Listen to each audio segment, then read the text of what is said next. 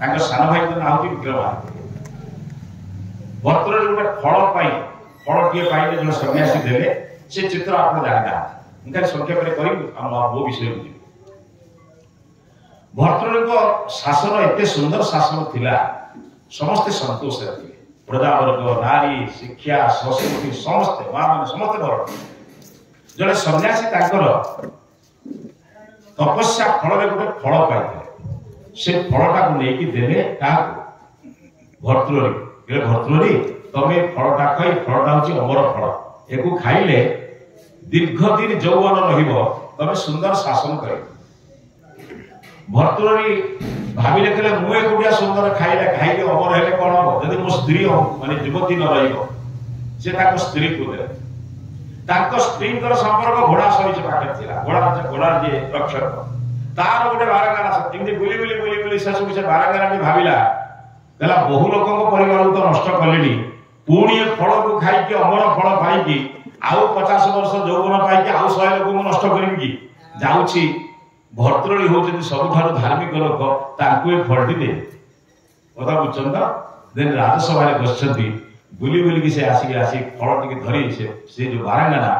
कहला महाराज ये फलटी आपको अर्पण करने ये फल टी जी खाइब से दीर्घ दिन धरी यौवन रही अमर रही यौवन रही सर्वदा शक्तिमान हो फलटा को देखिए आश्चर्य है भर्तृहरि देखिले क्या बुझुन तो गोटे सुंदर श्लोक लिखिले जांचेन दयामि सततम महिषा विरक्ता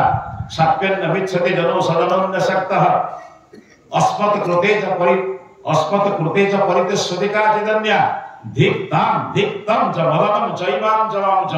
से मदन को धिक से काम को धिक से स्त्री को धिक से वेश्या को धिक से राजगादी की धिक इति छलना इति प्रवंचना संसार चली तम पाई मु प्राण देवी किंतु प्राण तो कुआड़े गलानी भल वाक्य टे आजिकल दौना कौन बुझे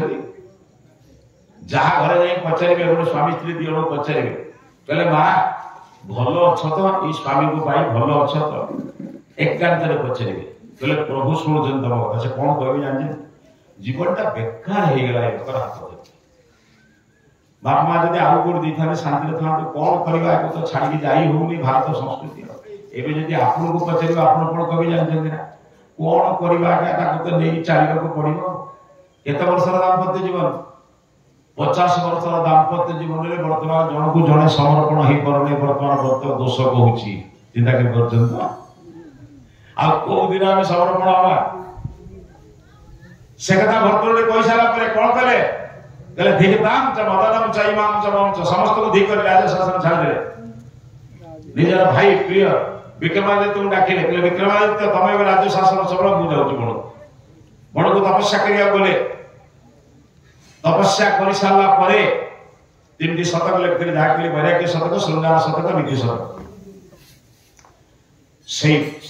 उदाहरण दूसरी क्या विक्रमादित्य राजसभा बसला बेले विक्रमादित्य सामने गोटे श्लोक लिख जिते जाती से श्लोक आगे पढ़ती नमस्ते करती 2 मिनट विचार करती राज्य शासन करती ये श्लोकटी कौन से कहले विविक्ते चिंतित नित्यम नरः चरितमात्मा विविक्ते माने एकांत चिंतित नित्यम प्रतिदिन दिन को 2 थर चिंता करबा दरकार नरः चरितमात्मा निजर चरित्र को चिंता करबा दरकार तुल्यम मु पशु आड़ी जाऊँगी ना केन सत्पुरुष ना सत्पुरुष सहित संपर्क मोर अच्छी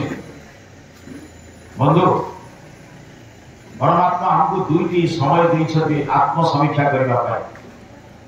आप जानते गोटे हूँ प्रातः काल गोटे हूँ सायंकाल माँ मैंने जो मैंने बस पचार दिन को केत थर आप घर खोलुं दिन को 2 थर तो निश्चित झाड़ू मारुवे आउर तो अधिक आवश्यक बड़े पड़ो दिन को 2 थर झाड़ू मारला सफा कर सारा घरे मैला रोचे ना सफा आया पुणी मैला रोचे आपको पचार दैनिक दिन को 2 थर गाधोई सारा दिन को देहरे 2 थर निजर देहरे पानी मारिक घर परिष्कार सकाळे गाधेबा उपरोळी परिष्कार कर सारा देहर दुर्गंध बाहर ना सुगंध बाहर आया निज देहर दुर्गंध बाहर सुगंध बाहर परीक्षा करें ये सात जो पिंचती दिन थे परिष्कार कले दिन को थे परिष्कार कला बेले पुणी मैला हो आज्ञा घर सफा कला मैला हो देह सफा कला दुर्गंध हो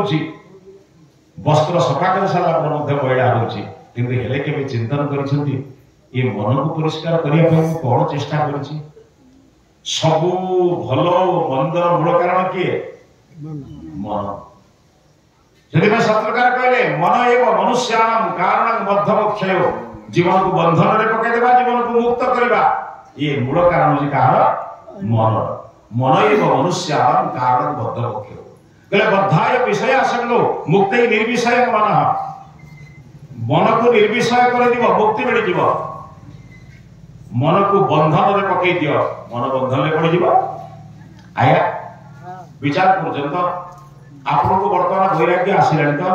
ईश्वर पाखु जीवा को इच्छा है तो इच्छा ये जो मैंने वयस्क लोक मैंने बसती पचारुची ईश्वर को पाइबार इच्छा है तो आया चिंता कवि कहले गोटे खंडा खोल रे दीटा खंडा केबे रही परिबो नाही करना चाहे घर का और जरना चाहे ना पुओ झियो को कथा बुझी सारा पर वर्तमान बंचिजंती कोन पाई नाती नातुनी को कथा छटा लोक जीवन गला आपनकर जीवन जाक पैसा जीवन जाक पेंशन जीवन जाक परिश्रम जीवन जाक संपत्ति जीवन जाक बुद्धि जीवन जाक मन केतरा लोक माई उना देव आज्ञा भगवान देखुचे ना नहीं उड़ा को मु कहूची पड़िसा घर झियो 15 दिन रोग रे पड़ी कि 5 दिन रोग रे पड़ी ता मां को पचारे बापा को पचारे मारे काई बाहर को आसुनो हम घर तो आसुनो ना मो झीटा जोर में पड़ी आज्ञा 15 दिन है कि 12 दिन है बाहर नहीं देखते तो आपड़ के स्वामी स्त्री दी जन जाई घरे पहुंची कहते तमें स्वामी स्त्री दीटा 15 दिन है बड़ कष्ट पाइले आम स्वामी स्त्री दी जन तुम घरे आज गोटे दिन साहाଯ୍य करुଛୁ तुम टिके विश्राम दियो कहते आज्ञा पड़िसा घर मंगल चाहिए भाषण में कहूँ सर्वे भवन्तु सुखिनो मोजु मन पछे नरके पड़िता जगत उद्धार पड़िसा घर उद्धार करने जगत उद्धार